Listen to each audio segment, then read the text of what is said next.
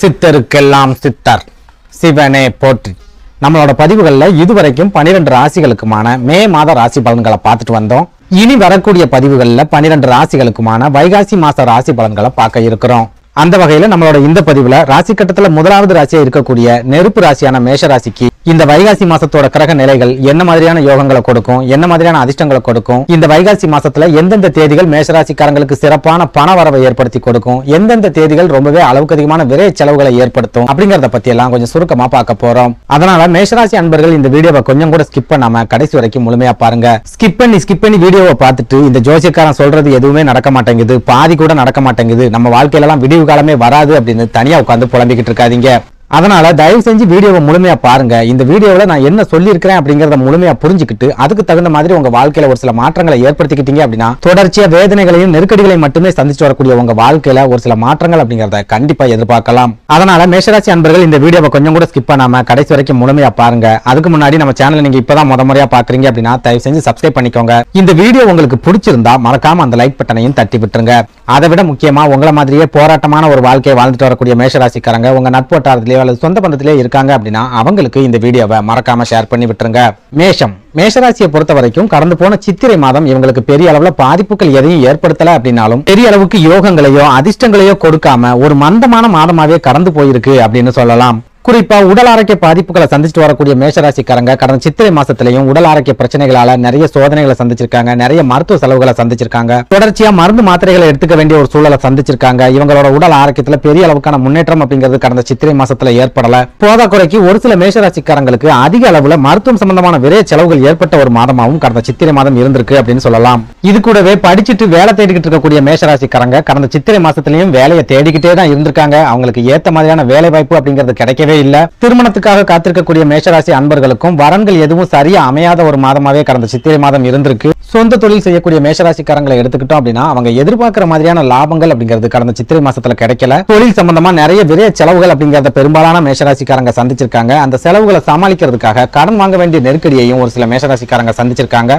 உத்தியோகத்துல இருக்கிற மேஷராசிக்காரங்களை எடுத்துக்கிட்டோம் அப்படின்னா கடந்த சித்திரை மாசத்துல ஒரு சில உடல் ஆரோக்கிய பாதிப்புகள் ஏற்பட்டு அது மூலமா நிறைய விடுமுறை எடுக்க வேண்டிய ஒரு சூழல் அப்படிங்கிறது ஏற்பட்டிருக்கும். பண நெருக்கடி அப்படிங்கிறது கண்டிப்பா ஏற்பட்டிருக்கும். ஒரு சில மேஷராசிக்காரங்க மேல் அதிகாரிகள் கூட சின்ன சின்ன மனக்கசப்புகளை சந்திச்சு வேலைக்கு போறதுக்கே விருப்பமில்லாத ஒரு சூழலையும் சந்திச்சிருப்பீங்க. அரசு வேலைகளுக்காக முயற்சி செய்யக்கூடிய மேஷராசிக்காரங்களுக்கு தொடர்ச்சியா தோல்விகளை கொடுத்த ஒரு மாதமாவே கடந்த சித்திரை மாதம் இருந்திருக்கும். அதே போல குடும்ப வாழ்க்கையிலையும் ஒரு சில சிக்கல்கள், பிரச்சனைகள், மனக்கசப்புகளை ஏற்படுத்தின ஒரு மாதமாவே கடந்த சித்திரை மாதம் இருந்திருக்கு அப்படின்னு சொல்லலாம். குறிப்பிட்டு சொல்லணும் அப்படின்னா உங்க வாழ்க்கை துணை உங்க நிலைமையை புரிஞ்சிக்காம உங்க 2 பேருக்கு இடையில ஒரு சில சண்டை சச்சரவுகள் அப்படிங்கிறது கடந்த சித்திரை மாசத்துல கண்டிப்பா ஏற்பட்டிருக்கும். பண நெருக்கடி, கடன் நெருக்கடி, உடல் ஆரோக்கிய நெருக்கடி, இந்த மாதிரியான நெருக்கடிகளாலையும் உங்க குடும்ப வாழ்க்கையில ஒரு சில பிரச்சனைகள் அப்படிங்கிறது கடந்த சித்திரை மாசத்துல ஏற்பட்டிருக்கும். சுருக்கமா சொல்லணும் அப்படின்னா ஒரு சில ஜோதிடர்கள் சொன்ன மாதிரி கடந்த சித்திரை மாசத்துல மேஷராசிக்காரங்களுக்கு திடீர் அதிர்ஷ்டங்களோ திடீர் யோகங்களோ கிடைக்கவே இல்லை அப்படின்னு சொல்லலாம். இதனால என்ன ஆச்சு அப்படின்னா மேஷராசிக்காரங்களோட மனசுக்குள்ள நமக்கெல்லாம் எந்த காலத்திலயுமே நல்ல விஷயங்களே நடக்காது அப்படிங்கிற ஒரு அவநம்பிக்கை உருவாகிட்டே வருது. ஒரு சில மேஷராசிக்காரங்க வாழ்க்கையில தொடர்ச்சியா ஏமாற்றங்களை மட்டுமே சந்திச்சுட்டு வர காரணத்தால அவங்களோட தன்னம்பிக்கையையும் கொஞ்சம் கொஞ்சமா இழந்துட்டு வராங்க அப்படின்னு சொல்லலாம். இப்படி ஒரு நெருக்கடியான சூழல்ல இந்த வைகாசி மாசத்தோட கிரக நிலைகளாவது மேஷராசிக்காரங்களோட வாழ்க்கையில ஏதாவது மாற்றத்தை ஏற்படுத்துமா, முன்னேற்றங்களை கொண்டு வருமா அப்படிங்கறத பத்தி பார்க்கலாம். அந்த வகையில இந்த வைகாசி மாசத்தோட கிரக நிலைகளை ஆராய்ச்சி பார்க்கும்போது மாதத்தோட முதல் பாதி மேஷராசிக்காரங்களுக்கு ஒரு சில நெருக்கடிகள் அப்படிங்கறத கண்டிப்பா ஏற்படுத்தும். ஒரு சில ஏமாற்றங்கள் அப்படிங்கிறது உங்களுக்கு தொடர்ச்சியா ஏற்படும். உங்களால சமாளிக்கவே முடியாத அளவுக்கு தொடர்ச்சியான விரைய செலவுகள் அப்படிங்கிறதும் இந்த வைகாசி மாசத்தோட முதல் 15 நாட்களும் கண்டிப்பா இருக்கும். அதாவது இந்த வைகாசி மாசத்துல உங்க ராசிக்கு விரயஸ்தானம் அப்படின்னு சொல்லப்படுற மீன ராசியில செவ்வாய் மற்றும் ராகு பகவான் இணைஞ்சு சஞ்சாரம் பண்றாங்க. உங்க ராசியோட அதிபதியா இருக்கக்கூடிய செவ்வாய் பகவான் ராகு பகவானோட இணைஞ்சு இருக்காரு அப்படின்னாலே உங்களுக்கு ஒரு சில நெருக்கடிகள் அப்படிங்கிறது கண்டிப்பா ஏற்படும். அதுலயும் முக்கியமா இந்த 2 கிரகங்களும் ஒன்னா இணைஞ்சு விரயஸ்தானத்துல இருக்கிறதால கண்டிப்பா விரய செலவுகள் அப்படிங்கிறது மேஷராசிக்காரங்களுக்கு இந்த வைகாசி மாசத்திலையும் தொடரும். குறிப்பிட்டு சொல்றதா இருந்தா இந்த மாதத்தோட முதல் 15 நாட்கள்ல உங்களுக்கு தொடர்ச்சியான மருத்துவ செலவுகள் அப்படிங்கிறது இருந்துகிட்டே இருக்கும். உங்களுக்கோ உங்க குடும்ப உறுப்பினர்களுக்கோ உடல் ஆரோக்கிய பாதிப்புகள் அப்படிங்கிறது தொடர்ச்சியா ஏற்படும். அதுவே நீங்க சொந்த தொழில் செஞ்சுக்கிட்டு இருக்கீங்க அப்படின்னா உங்க கைகளுக்கு கிடைக்கக்கூடிய லாபத்தை விட செலவுகள் அப்படிங்கிறது 2 மடங்கா அதிகரிக்கும். உத்தியோகத்துல இருக்கிற மேஷராசி அன்பர்களும் இந்த வைகாசி மாசத்துல தொடர்ச்சியான விரைய செலவுகளை சந்திச்சு கடன் வாங்க வேண்டிய ஒரு சூழல் அப்படிங்கிறது கண்டிப்பா ஏற்படும். இதனால மேஷராசி அன்பர்கள் இந்த வைகாசி மாசத்தோட முதல் 18 நாட்களும் உடல் ஆரோக்கியத்துல அதிகபட்ச கவனத்தை செலுத்துங்க. முடிஞ்ச வரைக்கும் சிக்கனமா இருக்கிறதுக்கு முயற்சி பண்ணுங்க. உங்க பாக்கெட்ல இருந்து ₹1 செலவு பண்றதா இருந்தாலும் 100 தடவை யோசிச்சு அதுக்கப்புறமா செலவு பண்ணுங்க. முக்கியமா நண்பர்களோட சேர்ந்து ஊர் சுத்துறது, இன்ப சுற்றுலாக்கள் போறது, தேவையில்லாத வெட்டி செலவுகளை செய்யறது, இந்த மாதிரியான விஷயங்களை முழுமையா தவிர்த்துடுங்க. அதே போல குடும்பத்துக்கு தேவையான பொருட்களை வாங்குறீங்க அப்படின்னாலும் சரி, இந்த வைகாசி மாசத்துல உங்க வாழ்க்கை துணை கூட ஆலோசனை பண்ணிட்டு அதுக்கப்புறமா உங்க வீட்டுக்கு தேவையான பொருட்களை வாங்குங்க.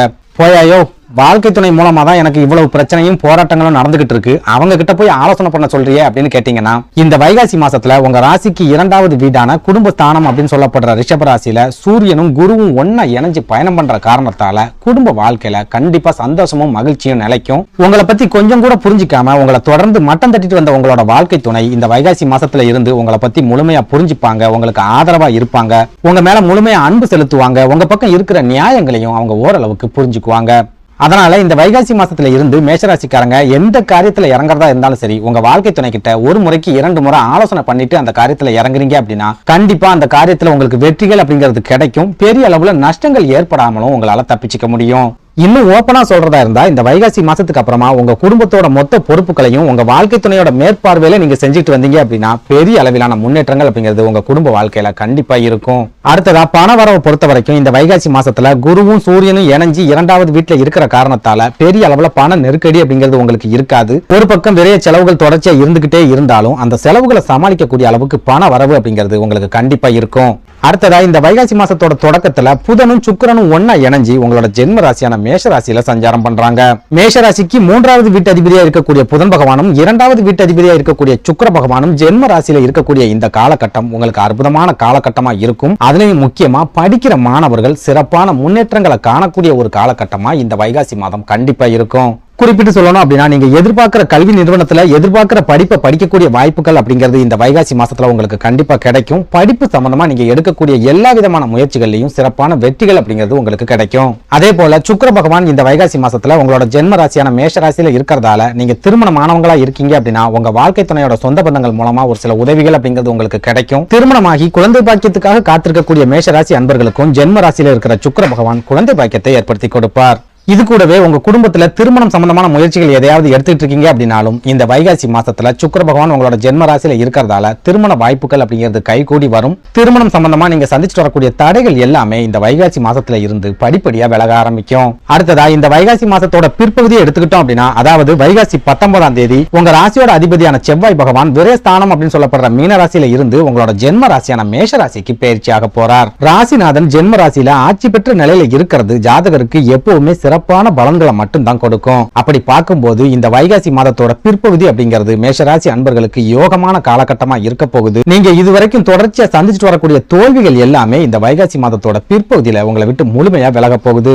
குறிப்பிட்டு சொல்லணும் அப்படின்னா, இதனால் வரைக்கும் நீங்க உங்களோட தொழில ஒரு மாதிரியான மந்த நிலைமையை சந்திச்சுட்டு வரீங்க அப்படின்னா இந்த வைகாசி மாதத்தோட பிற்பகுதியில அந்த மாதிரியான மந்த நிலைமை முழுமையா விலகும். உங்க தொழில முன்னேற்றங்கள் அப்படிங்கிறது கிடைக்கும். தொழில லாபமே இல்ல, பெரிய அளவுல முன்னேற்றங்களும் இல்ல அப்படின்னு நீங்க புலம்பிட்டு இருந்தீங்க அப்படின்னா இந்த வைகாசி மாதத்தோட பிற்பகுதியில தொழில சிறப்பான முன்னேற்றங்களை எதிர்பார்க்கலாம். சுருக்கமா சொல்லணும் அப்படின்னா, இந்த வைகாசி மாதத்தோட முதல் 15 நாட்களும் மேஷராசி அன்பர்களுக்கு ஒரு சில நெருக்கடிகள், ஒரு சில போராட்டங்கள், ஒரு சில உடல் ஆரோக்கிய பாதிப்புகள் அப்படிங்கிறது கண்டிப்பா இருக்கும். அதே சமயம் மாதத்தோட பிற்பகுதியை எடுத்துக்கிட்டோம் அப்படின்னா உங்க வாழ்க்கையில ஒரு சில அற்புதமான மாற்றங்கள் அப்படிங்கிறது கிடைக்கும். ஒரு சில உதவிகள் அப்படிங்கிறதும் உங்களுக்கு கிடைக்கும். உங்க வாழ்க்கை துணை மூலமாகவும் வாழ்க்கை துணையோட சொந்த பந்தங்கள் மூலமாகவும் ஒரு சில அதிர்ஷ்டங்கள் கிடைக்கக்கூடிய காலகட்டமாகவும் இந்த வைகாசி மாதத்தோட பிற்பகுதி இருக்கும். நன்றி, வணக்கம்.